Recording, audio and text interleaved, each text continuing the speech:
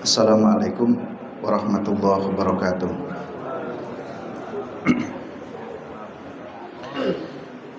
Innal hamdalillah nahmaduhu wa nasta'inuhu wa nastaghfiruh wa na'udzu billahi min shururi anfusina wa min sayyiati a'malina may yahdihillahu fala mudhillalah wa may yudlilhu fala hadiyalah. Asyhadu an la ilaha illallah wahdahu la syarikalah wa asyhadu anna Muhammadan abduhu wa rasuluhu la nabiyya ba'da. Allahumma shalli wa sallim wa barik ala Muhammadin wa ala alihi wa sahbihi ajma'in, amma ba'd. Bapak-bapak, ibu-ibu, jemaah sekalian rahmati Allah Subhanahu wa taala.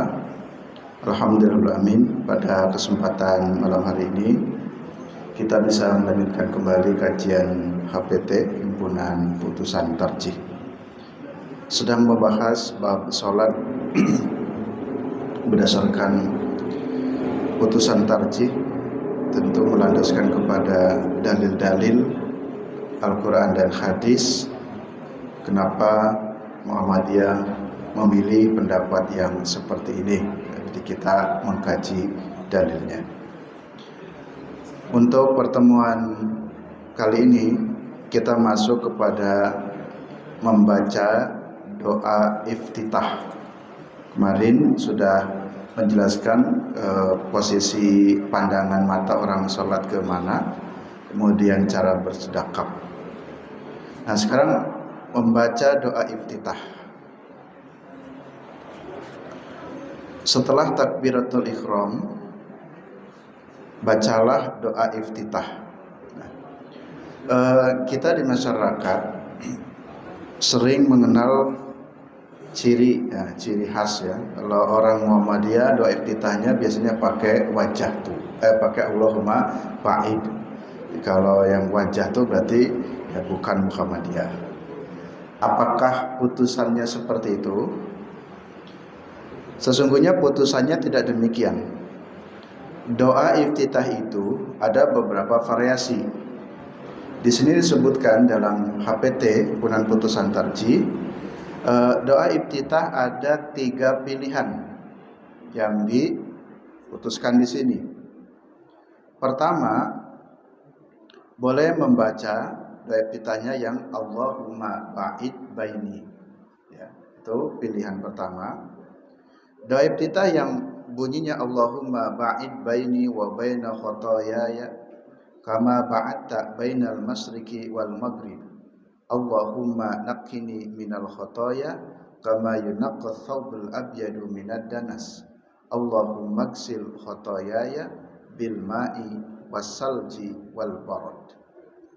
Bacaan doa iftitah yang seperti ini sumbernya dari hadis riwayat Bukhari.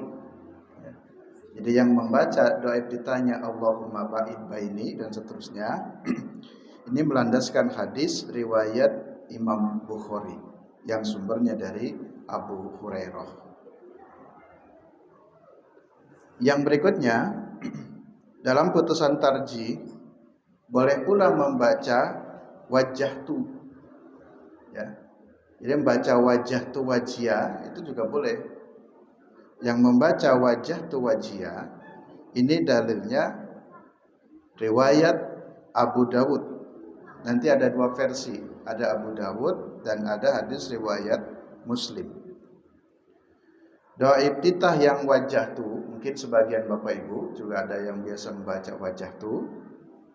Lengkapnya begini. Wajah tu wajhiya lilladzi fattaras samawati wal ardh hanifan musliman wa ma ana minal musyrikin. Inna salati wa nusuki wa mahyaya wa mamati lillahi rabbil alamin la syarika lahu wa bidzalika umirtu wa ana awwalul muslimin, atau wa ana minal muslimin. Nah, di sini sedikit berbeda. Mungkin sebagian Bapak Ibu kebanyakan pakai yang minal muslimin ya. Jadi la syarika lahu wa bidzalika umirtu wa ana minal muslimin. Yang menggunakan kata wa ana minal muslimin itu hadisnya riwayat Muslim. Tapi boleh juga jika membacanya wa ana awwalul muslimin. Jadi boleh minal muslimin, boleh awwalul muslimin. Yang membaca awwalul muslimin ini mengambil hadis dari Abu Dawud. Nah, itu bedanya. Tapi sepertinya kebanyakan minal ya. Dulu juga saya waktu kecil diajarkannya yang pakai minal muslimin. Jika yang bacaan wajah tu. Nah, bacaan wajah tu atau depita yang bunyi wajah tu itu kebanyakan Bapak Ibu hafalnya berhenti di situ, wa ana minal muslimin. Padahal jika menurut hadis Muslim atau menurut hadis Abu Dawud, wa ana minal muslimin itu belum berhenti, masih ada lanjutannya. Jadi kalau paket wajah itu sesungguhnya itu paketnya masih belum tuntas, masih ada lanjutan bacaannya. Apa bacaannya? Allahumma antal malik la ilaha illa anta rabbi wa ana abduka dalamtu nafsi wa taraftu bidanbi faghfirli dunubi jami'an innahu la yaghfiru dunuba illa anta wahdini li ahsanil akhlaqi la yahdi li ahsaniha illa anta wasrif anni sayyi'aha la yasrifu anni sayyi'aha illa anta labbaika wa sa'daika wal khairu kullu fi yadaika wa syarri laisa ilaika ana bika wa ilaika tabarakta wa ta'alaita astaghfiruka wa atubu ilaik. Nah, itu asli paketnya wajah itu ya begitu. Sehingga pertanyaannya, kalau saya menjawab ya, kalau ada mahasiswa atau siapa yang bertanya, boleh nggak Pak pakai wajah tuh? Boleh. Karena ada dalilnya. Menurut Muhammadiyah dua-duanya boleh, Allahumma ba'id atau wajah tu. Tapi dalam prakteknya di kalangan Muhammadiyah memang lebih banyaknya pakai yang Allahumma ba'id. Kenapa Allahumma ba'id? Kalau secara dalil sama-sama ada dalil ya. Kita tidak mempersoalkan masalah wajah tu. Dalilnya sama-sama ada. Tapi ke yang Allahumma ba'id itu, paket Allahumma ba'id itu bacaannya tuntas. Hanya 3 kalimat kan. Allahumma ba'id baini wa baina khotoyaya kama ba'ata bainal masyriqi wal maghribi. 1 kalimat kita hitung. Kemudian Allahumma nakkini minal khotoya kama yunaqqas sabul abyadu minad danas. 2. Yang ketiga Allahumma ksil khotoyaya bil ma'i wasalji wal barad. Jadi ringkas, padat dan tuntas. Tapi kalau yang wajah tuh kebanyakan kita tadi sampai umirtu wa ana minal muslimin. Jadi akhirnya yang nempel pelajaran, termasuk pelajaran saya dulu waktu kecil, wajah itu ya sampai wa ana minal muslimin. Padahal asli dalam hadisnya, baik yang riwayat Muslim ataupun yang riwayat Abu Dawud, itu masih ada lanjutannya dan cukup panjang. Karena panjang itulah kemudian biasanya kami di Muhammadiyah mengajarkannya sudah yang simple dan itu juga ada hadisnya. Biar tuntas. Karena kalau wajah itu mohon maaf itu belum selesai, belum tuntas. Sehingga itulah kenapa kebanyakan di kalangan Muhammadiyah pakai doa epitanya yang wajah itu. Kalau mau mohon maaf Allahumma ba'id. Kalau mau pakai wajah tuh ya baiknya juga satu paket biar tuntas. Saya membaca dalam kitab Bulughul Maram, Rasulullah SAW biasa membaca wajah itu kalau dibaca dalam sholat sunnah. Ya, kenapa? Karena tadi paketnya kan panjang. Jadi wajah itu bisa dibacanya dalam sholat sunnah. Itu riwayat hadis di dalam kitab Bulughul Maram. Kemudian yang ketiga, pilihan membaca doa kita itu menurut tarjih. Yang ketiga adalah Allahu Akbar kabira walhamdulillahi katsira wa subhanallahi bukratan wa asila. Nah itu. Jadi Allahu Akbar kabira walhamdulillahi katsira wa subhanallahi bukratan wa asila.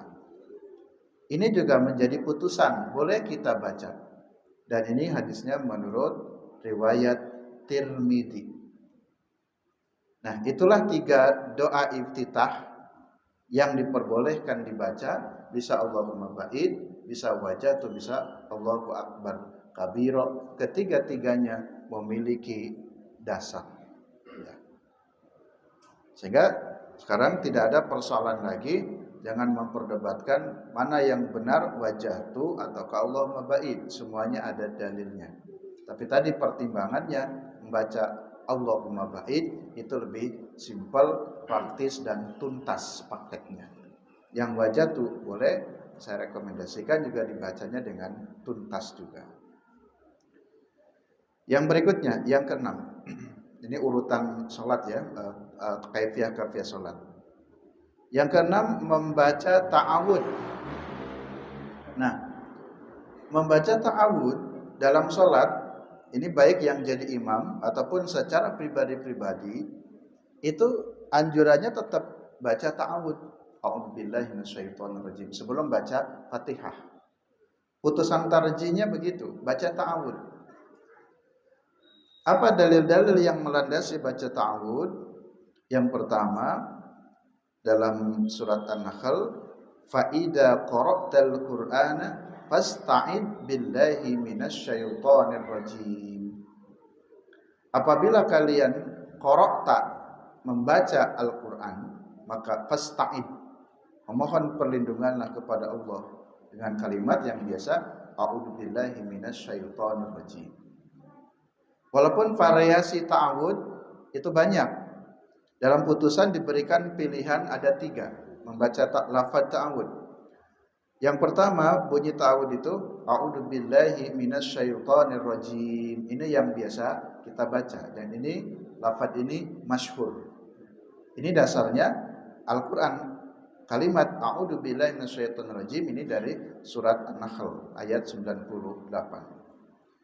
Atau membaca ta'awud itu bunyinya bisa a'udzubillahi samiil alim minasyaitonir rajim ya. Jadi a'udzubillahi samiil alim minasyaitonir rajim. Lafaz yang kedua ini didasarkan kepada surat Fussilat ayat 36.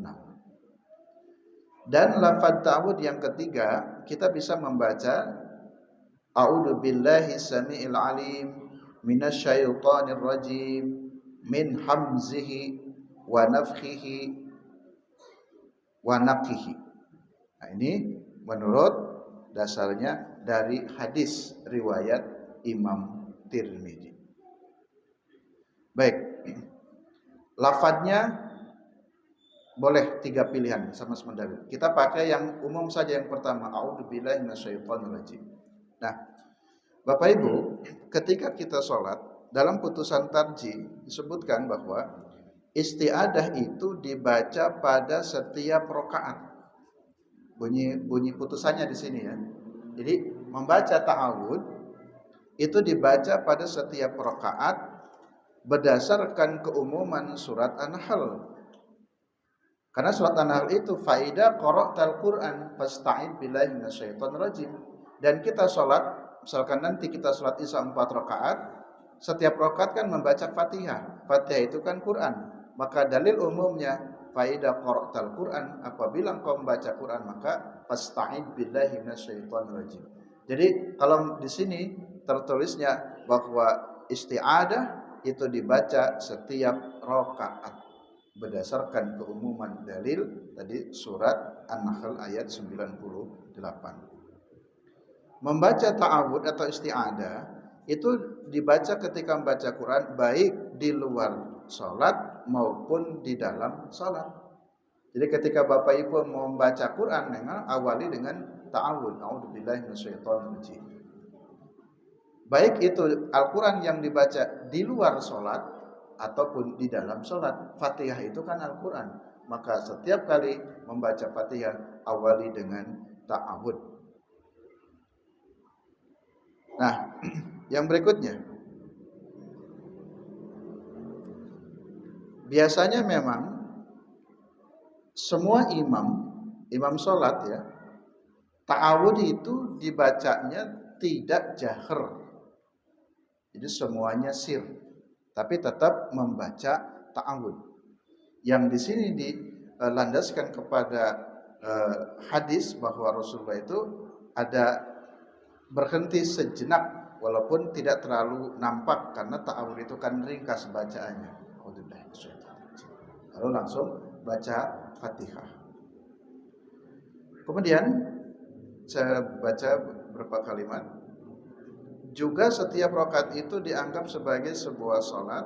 Karena itulah mereka diwajibkan baca Al-Fatihah dalam setiap rakaat, maka yang lebih utama ta'awud juga dianggap demikian. Nah, jadi begitu. Karena di dalam setiap rakaat itu membaca Fatihah, dan tadi dalil umum setiap membaca Quran diawali dengan ta'awud, maka demikian pula lah dalam setiap rakaat atau ketika setiap kali membaca Fatihah lebih utama. Nah, di sini ada kalimatnya lebih utama membaca ta'awud. Kemudian yang berikutnya yang ketujuh, sekarang membaca basmalah. Ya. Kalau ta'awud sudah ada persoalan ya, jadi Bapak Ibu dalilnya tadi ada di kita membaca ta'awud, hanya memang dalil tentang ta'awud ini tidak dijaharkan. Jadi rata-rata ini dalam sholat ini tidak ada dalil yang secara tegas membaca jahar. Nah, sekarang tentang basmalah, disinilah yang sering kali menjadi perdebatan atau pertanyaan Bapak Ibu jemaah sekalian, sering kali berdebat tentang bacaan basmalah. Ada imam sholat di masjid kita ini yang ketika membaca Fatihah, basmalahnya tidak dibaca atau tidak terdengar. Jadi langsung saja Alhamdulillahirabbil alamin, Ar-Rahmanir Rahim, dan seterusnya. Tapi ada juga yang imam memimpin sholat itu basmalahnya dibaca dengan jahar. Bismillahirrahmanirrahim, Alhamdulillahirabbil alamin. Nah, kalau di kampung ya tempat saya, ini persoalan basmalah ini seringkali berdebat ya, khususnya di kalangan Muhammadiyah dan non Muhammadiyah.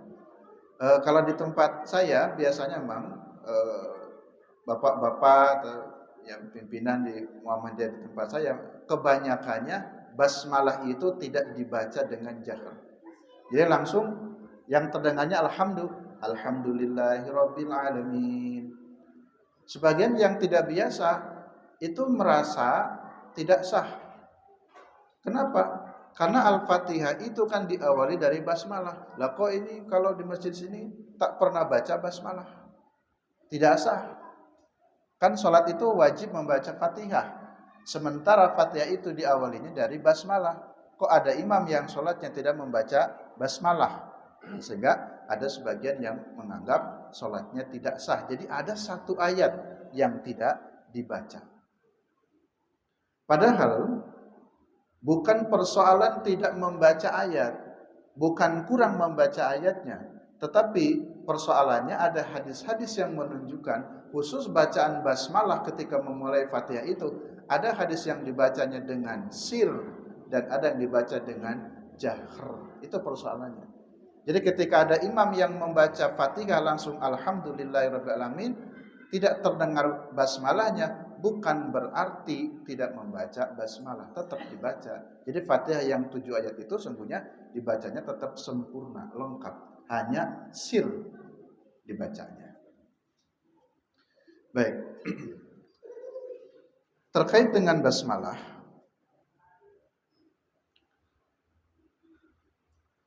dalil membaca basmalah ketika membaca Al-Fatihah. Pada dasarnya ya, setiap kita membaca Fatihah itu membaca basmalah, baik dalam sholat sir seperti sholat zuhur, asar tetap baca basmalah, maupun dalam sholat jahar. Ya. Jadi putusannya bertarjih begitu. Membaca basmalah itu tetap wajib dibaca baik dalam sholat sir ataupun dalam sholat jahar. Nah, saya bacakan teksnya supaya jelas. Dalam sholat sir, yaitu sholat di mana bacaan surat dibaca pelan seperti orang berbisik dalam kurung. Misalnya dalam sholat duhur dan sholat asar, basmalah dibacanya sir pula. Karena sholat duhur dan sholat asar itu sifat bacaannya sir, Berarti membaca Fatihah secara sir, maka otomatis basmalah pun dibaca sir. Jadi jika sholatnya sir, maka basmalahnya dibaca sir. Adapun untuk sholat jahr itu adalah sholat di mana bacaan surat dibaca dengan suara keras. Suara keras itu artinya dalam kurung terdengar oleh makmum. Maka basmalah dapat dibaca jahr atau dapat dibaca sir. Ya. Jadi sekarang jelas, tidak perlu dipersoalkan. Jadi memang putusan tarjihnya bacaan basmalah itu dapat dibaca jahr dan dapat dibaca sir ketika sholat jahr seperti maghrib, isya, subuh. Basmalahnya dibaca dengan jahr boleh, dibaca dengan sir juga boleh. Itu namanya tanawu, ya. Apa ada dasarnya? Ada. Ada bacaan basmalah yang dibaca dengan jahr dan ada dalil juga bacaan basmalah yang dibaca dengan sir, tidak terdengar. Baik, saya bacakan kedua dalil tersebut. Yang pertama, suaranya berubah ya. Yang pertama bacaannya secara jahr. Saya potong, tidak semua dibacakan hadisnya. Qala, ini dari Nuaim ya. An-Nuaim Al-Mujmir qala Sallaitu wara'a Abi Hurairah, saya sholat di belakang Abu Hurairah. Jadi menjadi makmum di belakang Abu Hurairah. Faqara'a bismillahirrahmanirrahim tsumma qara'a bi ummil Qur'an. Beliau ketika sholat Abu Hurairah ya, memimpin imam di sholat, itu beliau membaca bismillahirrahmanirrahim. Artinya bacaan bismillah itu bisa terdengar oleh makmum. Karena ada Nuaim Al-Mujmir meriwayatkan, artinya saya mendengar ketika sholat di belakang Abu Hurairah basmalahnya itu dibaca dengan jahr. Ini hadis riwayat An-Nasa'i yang menunjukkan basmalah itu dibaca dengan jahr. Ada lagi hadis riwayat Imam Ahmad ketika ditanya Ummu Salamah su'ilat an qiraati Rasulillah sallallahu faqalat kana yuqatti'u qira'atan ayatan bismillahirrahmanirrahim alhamdulillahirabbil alamin dan seterusnya. Jadi Ummu Salamah pernah ditanya, bagaimana bacaan Rasulullah ketika sholat? Lalu Ummu Salamah menjawab, Rasulullah ketika sholat membacanya satu ayat, kemudian dijelaskan beliau membaca diawali dengan bismillahirrahmanirrahim, alhamdulillahirabbil alamin dan seterusnya. Nah, berdasarkan dua hadis ini, maka bacaan basmalah itu bisa dibaca dengan jahr. Yang berikutnya, sekarang dalil tentang bacaan basmalah itu dibacanya sir. Sir itu pelan, sesungguhnya imam baca, tapi makmum tidak mendengar bacaan basmalah imam.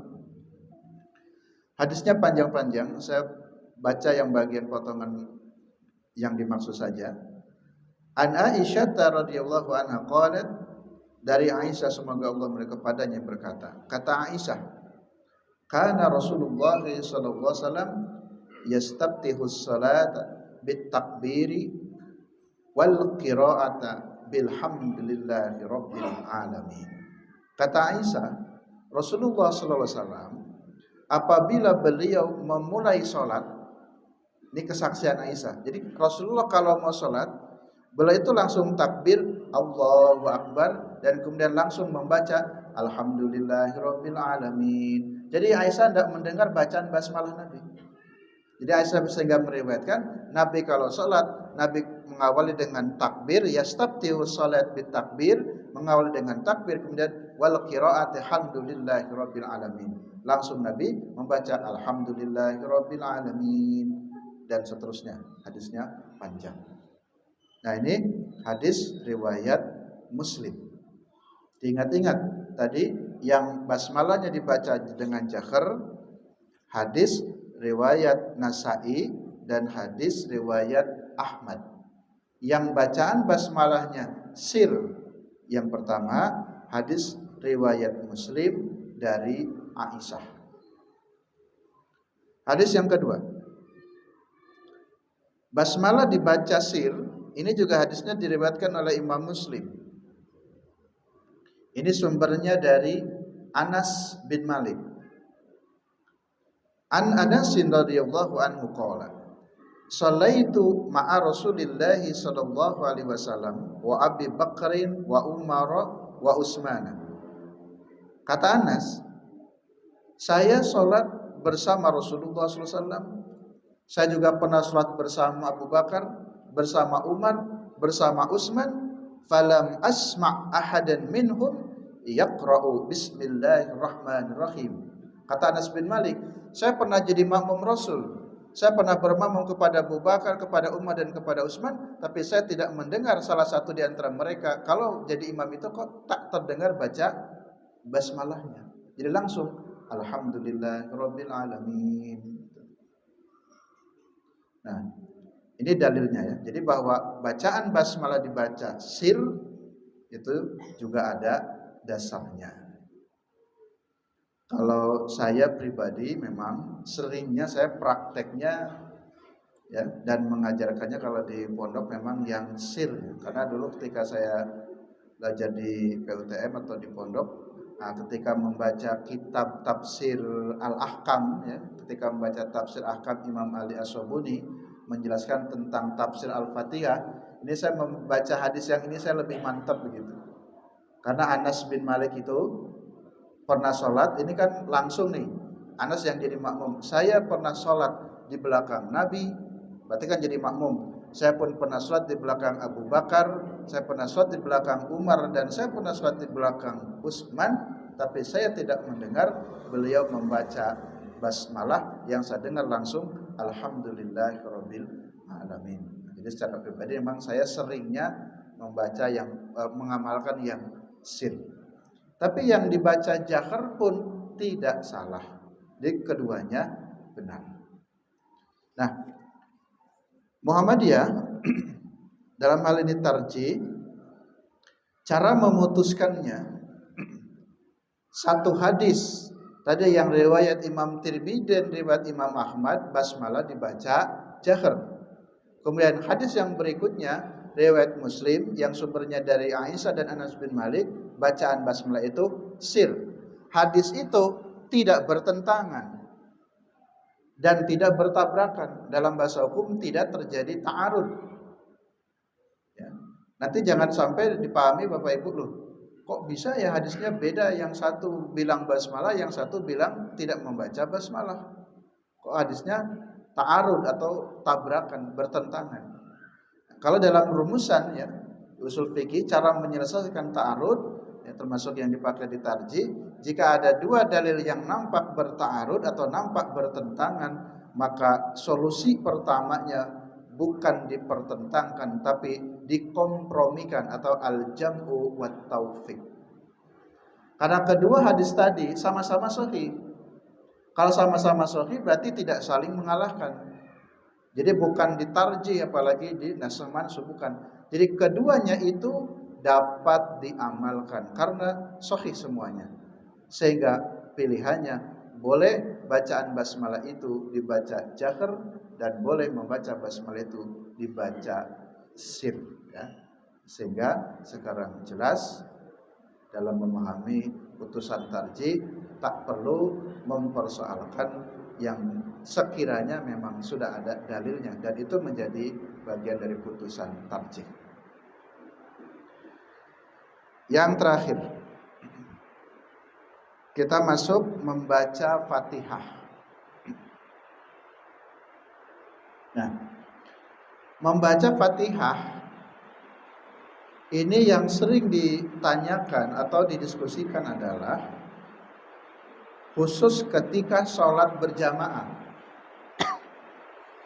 Pertanyaan ini sering terulang-ulang atau sering muncul Mungkin Bapak Ibu sekarang pun bertanya atau ingin memantapkan kembali, kalau sedang sholat berjamaah, misalkan sholat maghrib, sholat isya, yang Fatihah imam itu dibaca dengan keras, dapat terdengar oleh makmum, apakah makmum itu tetap wajib membaca Fatihah atau tak perlu membaca Fatihah lagi?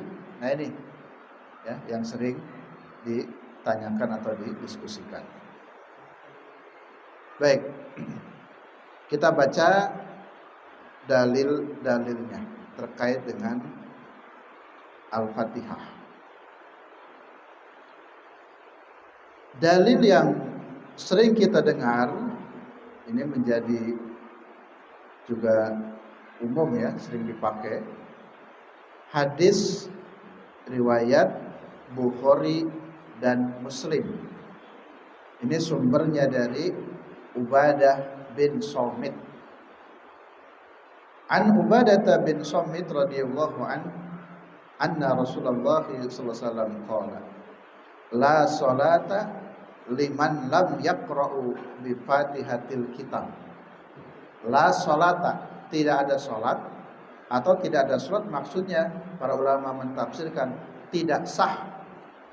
La salata, tidak ada salat atau tidak sah salat seseorang lam yaqra' bi Fatihatil kitab, yang tidak membaca Fatihatul kitab.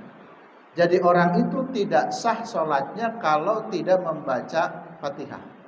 Ini ulama sepakat, tak ada yang membantah bahwa salat itu harus membaca Fatihah. Tapi yang menjadi perdebatan adalah ketika sedang berjamaah. Karena Bapak Ibu menjadi makmum, si imam membaca Fatihah, apakah bacaan Fatihah itu otomatis khusus untuk semuanya, untuk yang dipimpinnya semua, sehingga makmum tak perlu lagi baca Fatihah, sudah sah? Atau ini tetap berlaku meskipun imam sudah membaca Fatihah, makmum pun tetap wajib membaca Fatihah? Disinilah yang terjadi perbedaan pendapatnya. Tapi kalau Fatihah itu menjadi bagian rukun sholat yang mengakibatkan tidak sah sholat seseorang jika tidak membaca Fatihah, ulama sepakat ya. Baik, kita lanjutkan. Saya bacakan teks di sini. Secara umum membaca Fatihah dalam sholat itu adalah wajib karena merupakan salah satu rukun sholat, sehingga tidak sah sholat tanpa membaca Al-Fatihah. Tadi dalilnya hadis riwayat Bukhari Muslim. Hanya saja membaca Al-Fatihah di belakang imam terdapat dua garis besar ijtihad fikih. Jadi ada dua pendapat. Ya, ada dua pendapat.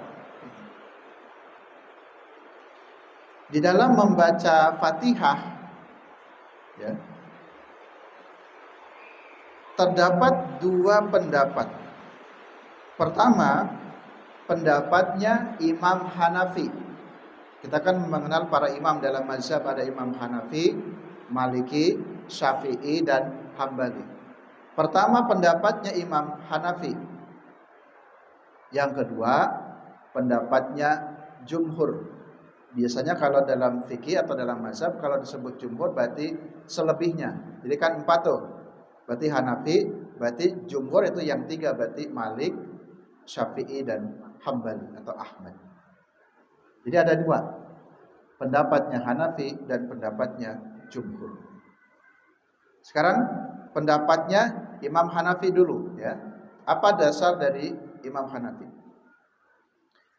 Dalam mazhab Imam Hanafi, makmum di belakang imam dalam sholat jamaah tidak membaca Fatihah.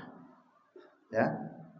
Jadi makmum, Bapak Ibu menjadi makmum, kalau sedang sholat berjamaah, karena imam itu sudah membaca Fatihah, maka makmum itu tidak wajib membaca Fatihah lagi. Kenapa? Karena sudah dibaca oleh imam. Jadi cukup mendengarkan bacaan imam saja. Ya. Apa dasarnya? Dasarnya surat Al-A'raf ayat 204. Wa idza quri'al Qur'anu fastami'u lahu wa ansitu la'allakum turhamun. Wa idza quri'al Qur'an, dan apabila dibacakan Al-Qur'an maka fastami'u, dengarkan. Kan apabila dibacakan kan dengarkan. Berarti ketika imam sedang membaca Fatihah, kan sedang dibacakan Quran, maka makmum dengarkan. Wa ansitu, diam. La'allakum turhamun. Jadi dengarkan, diam, perhatikan bacaan imam. La'allakum turhamun, agar kamu mendapatkan rahmat. Ini dasar dari mazhab Hanafi. Ya. Jadi kalau menurut pendapatnya Hanafi, kalau Bapak sedang sholatnya berjamaah, tak perlu membaca Fatihah. Karena Fatihah itu sudah dibaca oleh imam. Yang menyebabkan tidak sah itu, kalau kita sholat sendiri tidak baca Fatihah, itu tidak sah. Kalau sholatnya berjamaah, imam kan sudah baca Fatihah, dan kita cukup mendengarkan saja, mendengarkan, perhatikan, itu juga sama, termasuk membaca Fatihah juga. Maka itu pun sudah sah menurut Hanafi. Tak perlu Bapak membaca Fatihah lagi. Ya. Yang berikutnya, pendapat jumhur. Saya bacakan di HPT-nya.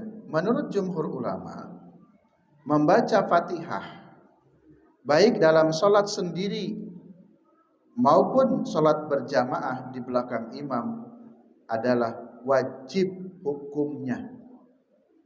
Jadi kalau menurut jumhur, Bapak Ibu sholat, baik sholatnya sendiri atau sholat berjamaah, ini yang jadi persoalan kan berjamaah ya. Kalau sendiri semuanya firm, semuanya wajib baca Fatihah. Tapi kalau sedang berjamaah, menurut pendapat jumhur, ya, menurut pendapat jumhur, makmum itu tetap wajib hukumnya membaca Fatihah. Kenapa? Karena tadi berdasarkan hadis yang Ubadah bin Somit itu dimaknainya berlaku umum, baik makmum ataupun imam sama-sama tetap wajib membaca Fatihah.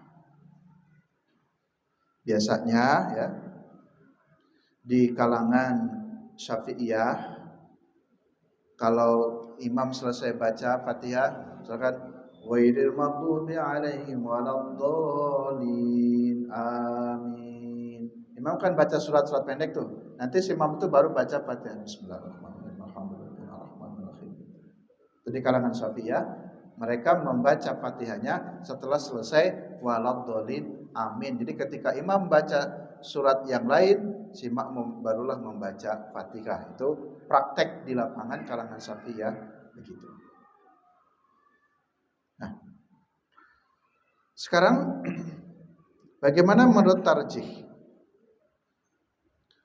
Tarjih Muhammadiyah sesuai dan sejalan dengan pandangan jumhur ulama. Jadi kalau Muhammadiyah tarjih putusannya di antara dua pendapat tadi, antara pendapat Hanafi dan pendapat jumhur, Muhammadiyah memilih pendapat atau sejalan dengan pendapat jumhur, artinya si makmum pun wajib membaca Fatihah. Karena tadi dalil itu berlaku umum, baik imam ataupun makmum. Sampai sini bisa dipahami Pak Ibu? Jadi makmum pun wajib baca Fatihah. Nah, sekarang prakteknya. Kalau tadi di kalangan Syafi'iyah biasanya prakteknya setelah waladhdallin. Sudah masuk Pak ya? 8:40. Dilanjut boleh Pak ya? Sedikit ya, enggak apa-apa, nambah. Biar tuntas yang Fatihah. Nah, dalam prakteknya nih Pak ya, di Muhammadiyah, kapan makmum membaca Fatihah?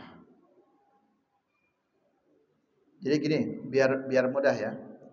Salat berjamaah, jika salat duhur asar, imam baca Fatihah kan tidak terdengar oleh makmum, maka masing-masing baca. Itu selesai, paham semuanya ya. Imam baca sendiri, makmum baca sendiri.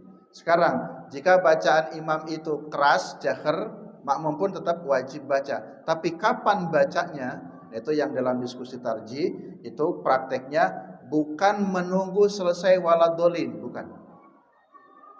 Karena kalau menunggu selesai waladolin, baru si makmum baca, ketika imam membaca surat yang lain, umpamanya qul huwallahu ahad, Allahu somad. Lalu si makmum sibuk membaca Fatihah, padahal imam juga sedang membaca Quran. Tadi kan ada perintah apabila sedang dibaca Quran harus didengarkan. Terus caranya bagaimana? Caranya, tapi tidak disebutkan di sini ya, dalam putusannya tidak disebutkan, tapi dalam dialog yang terjadi ketika putusan ini, caranya bisa dengan dua. Pertama, setiap satu ayat, umpamanya imam baca alhamdulillahirabbil alamin, makmum pun membaca alhamdulillahirabbil alamin, ar-rahmanir-rahim, ar-rahmanir-rahim, gitu. Maliki yaumiddin, satu ayat diikuti, satu ayat diikuti. Itu kan membaca. Jadi bukan dibatin. Atau yang kedua bisa beriringan. Imam membaca alhamdulillahirabbil alamin, maka kita pun sebagai makmum mulutnya qomat kamit. Alhamdulillahirabbil alamin. Jadi membarengi. Itu juga termasuk membaca. Jadi yang jelas, karena kalimatnya qara'a, qara'a itu membaca, jangan mendengar saja. Kalau mendengar ini mulut Bapak Ibu kan diam. Cuman mendengar bacaan Fatihah. Tapi kalau membaca itu ikut qomat kamit. Karena di sini nanti ada hadis, saya bacakan hadis yang terakhir. Bagaimana cara tahu engkau bahwa Rasulullah itu membaca Fatihah seperti dalam sholat, apa itu sholat sir? Itu dengan melihat janggut Nabi itu bergerak-gerak. Jadi istilah sholat itu tidak boleh dibatin, tapi harus dilafadkan. Jadi Fatihah pun ketika sir, nah, jadi mulutnya itu qomatkan, itu tandanya membaca. Tapi kalau Bapak Ibu diam saja, bibirnya diam, itu namanya bacanya dibatin. Tidak boleh dibatin, tapi qara'a itu dilafadkan walaupun tidak bersuara. Nah, jadi caranya seperti itu. Dan yang terakhir sekali saya ingin mengingatkan kepada para imam juga, di sini ada hadis, kalau membaca Fatihah itu baiknya satu ayat. Jangan dilangsungkan. Karena ada hadisnya. Itu kan ada dialog. Jadi berhenti dulu, Allah menjawab, berhenti dulu. Dan tadi juga memberi kesempatan makmum. Jadi jangan sampai dihabiskan walaupun kuat. Misalkan alhamdulillahirabbil alamin arrahmanir rahim maliki yaumiddin iyyaka na'budu wa iyyaka nasta'in, dan seterusnya sampai waladhdallin. Apalagi nanti tarawih makin cepat, waladhdallin, amin waladhdallin. Itu satu kali napas ya, itu tidak baik. Jadi sini di dalam putusan tarjih dianjurkan per ayat. Demikian Bapak Ibu jemaah sekalian yang dirahmati Allah SWT, untuk kajian HPT pada kesempatan kali ini. Banyak hal yang mudah-mudahan bisa menjadi pencerahan dan kita semakin mantap karena ada dalil-dalilnya. Demikian kurang lebihnya, mohon maaf. Billahi taufiq wal hidayah. Assalamualaikum warahmatullahi wabarakatuh.